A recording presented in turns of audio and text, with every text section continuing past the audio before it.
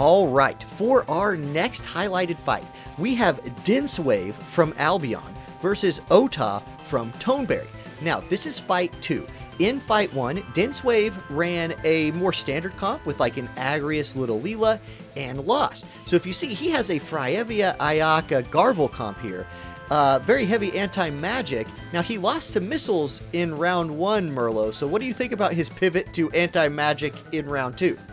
So I think this is excellent counterplay. Like, just when you think about it, obviously if you win the team, you don't want to be like, okay, they're gonna pick a counter to my winning team. So Ottawa is probably expecting Dinswave to swap to an anti-missile team or a little bit more of a defensive team. So Dinswave calling the bluff on Ottawa, just be like, no, I know you're gonna be bringing that magic team now, and I'm gonna bring my anti-magic team in. So this is that good little thing of why we have those 3 teams available. Is Ottawa, Dinswave saw that Ottawa had that magic team. He's like, I think he's going to bring that. I might as well try to win 1 round, and just keep myself in. Then get hard countered again. And Dinswave, the rank 130 person, goes to the depths of his bench and pulls Fryevia off the chain. I'm going to guess that's 100% magic resist Fryevia. Anyway, we'll find out. The fight's going to start in 3, 2, 1, and we are in it. So, Garvel, Ayaka, Fryevia. Now, I'm guessing that's a +5 ice brand on Fryevia. That's probably really good on her.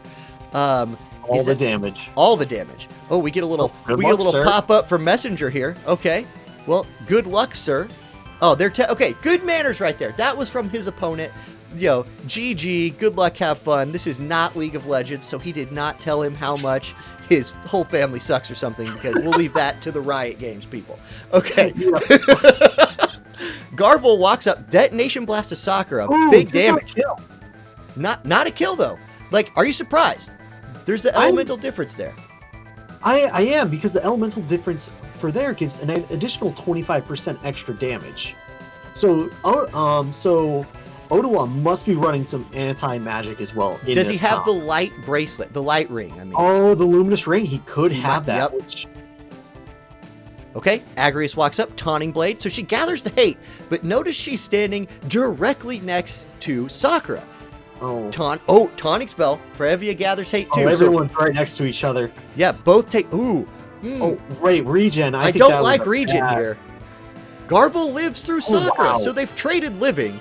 But this is the oh wait. Sakura does not die. She magic reflexes. So Sakura, through some miracle of nature, has lived through 2 Garvel attacks. That miracle of nature known as reflex, by the way. And now she shadow flares all 3. What kind of damage we got here? 1 damage to Fryevia, but kills both other units. So now, Merlo, give me an odds. Fryevia 1v3. Give me a percentage here. If Fryevia can kill Agrius somehow, she will just win, because she's running a 100% magic resist Fryevia. Okay, so she doesn't. Okay, Little Leela does not heal. Little Leela's AI, kind of bad, could have guaranteed the fight if she would have healed Agrius. So Sakura looking for the damage here. Sakura actually chooses to auto attack Fryevia because it does more damage. Agrius going with Judgment Blade. Need to live through this. Oh, not only does it kill Fryevia, but it also lands the stop. GG, Ota gonna win the fight. Okay, for our 4th highlighted match from the round of 64, we have Zyrees from Zytopia, which I'm guessing is like his guild, because like the ZY thing. Yeah, okay. Then we have Seraph from Ivalice. Now, here's kind of where we're at. Zyrees is up 1-0, and he's running back the same team. However, he was on the left side of the map in the other fight. He's moved to the right side of the map in this fight. Merlo, is that an important thing to do? Like, what does that mean? No. So the big advantage in that is basically you're just changing the flank of your team. So pretty much most players like to favor one side of the map, where if you have that one team set up on the bottom right, you're always going to kind of be in that bottom right or center. However, since he's moving it to the left side now, his enemy is most likely going to be expecting him still on the right side, so he's going to be trying to position himself to an advantage position. So if he doesn't want to try to get countered, he's going to try to place on the opposite side. So it's just a little bit of counterplay. It's to mix up the formations. Whoever does mix up the formations definitely has an advantage because they're expecting a swap. They're not expecting the same type of play out to happen. Right. So it's better to be the one making the change than the one experiencing the change, I guess. Yeah, right.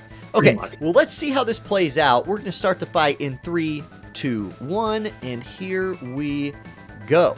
Okay, so notice they're not on the screen because they all started in this bottom corner. Leela casting a buff. Here's Christmas Victoria. She's got bells, so probably looking for a big-time carry from Christmas Victoria here.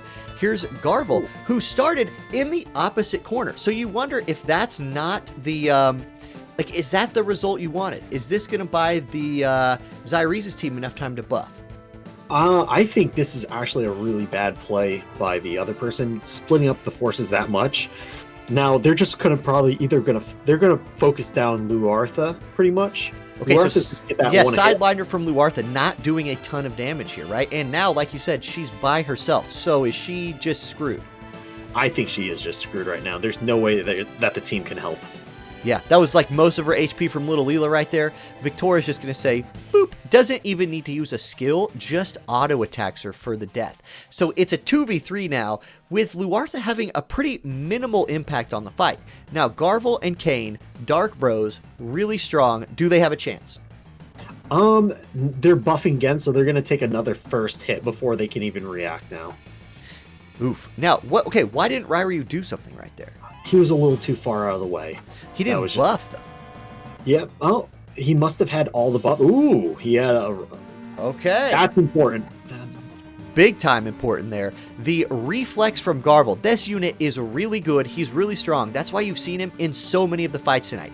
There's jamming thrust onto Zombie Ryryu. There's the courage buff. So the next time Zombie Ryryu dies, he is dead. Here comes a jump from Kane. Ryryu moves up. Stone Aga Blade. About 60% of Garvel's HP.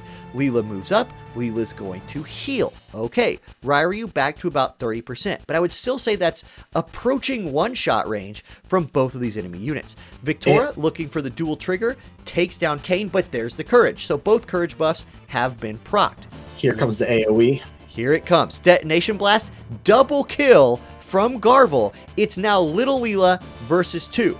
Kane thinking he's going to buff his agility and his attack and move forward. Leela, okay, she's going to charge full life here. But can Garvel kill her? Here it comes. Twin Chi Rupture. Oh, about 90% damage. But the damage distribution proc happens. It one-shots him with the counterattack. She's full HP.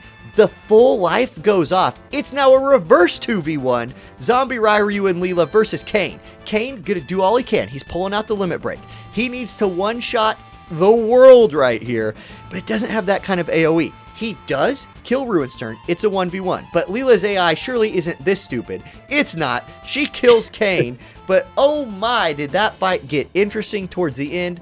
GG, that's a win for Zyrese, and he will advance to the round of 32. So Zytopia advances, Ivalice out. GG. All right, those are the highlights from the round of 64. On the screen right now, you can see the A, B, C, and D groups' full results for the opening round. So big shout out to everyone who represented their guild. You can see them all on the screen. The ones in orange have advanced. You can see their matchups in the round of 32. I wish we could have shoutcasted all of them. I wish there was some feature in this game that allowed us to shoutcast all of them live, but you know, I mean, Burlo and I work real jobs too, so we can't do them all. As the tournament does advance, we will shoutcast all of the advanced stages of the games. Not yet. In the round of 32, we're going to bring you another dose of highlights from each quadrant. But once we get to like those last 8, those last 4, and the finals, you will get every game shoutcasted. So maybe the people we've shoutcast today will continue on and win this whole thing. Maybe somebody else will get it. Maybe it'll be one of those dark horse sleepers from a guild you haven't heard of before. Or maybe it'll just be somebody from like Cetra winning the whole thing. Stay tuned to find out. And yeah, we will catch you in the next round.